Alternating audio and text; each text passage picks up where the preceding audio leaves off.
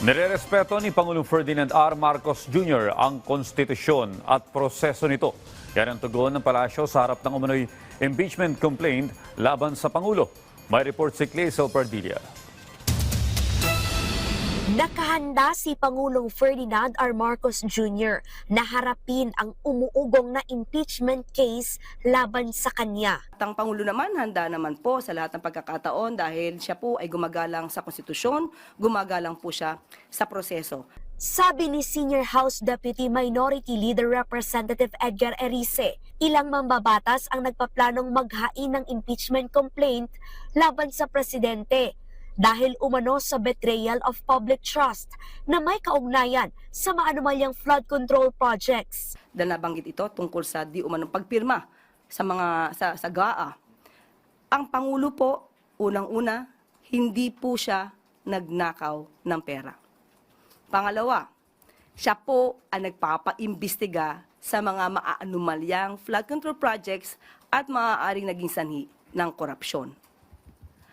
Pangatlo, wala po siyang Mary Grace Piatos. Natunugan na umano ng Malacanang ang nasa likod ng bantang impeachment.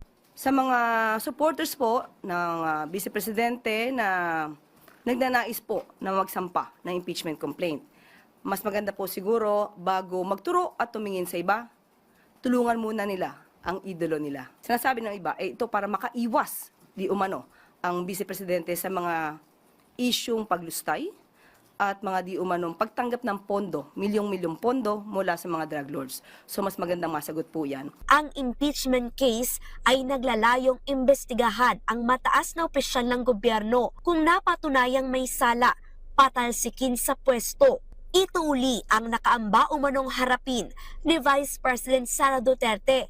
Lalo't sa Pebrero, maari nang gumulong uli ang paghahain ng bagong reklamo sa bise kung may sapat na basehan at suporta sa Kongreso. Korupsyon at iba pang patong-patong na reklamo ang isinampa noon laban kay Duterte dahil umano sa paglulustay sa bilyong-bilyong pisong confidential fund.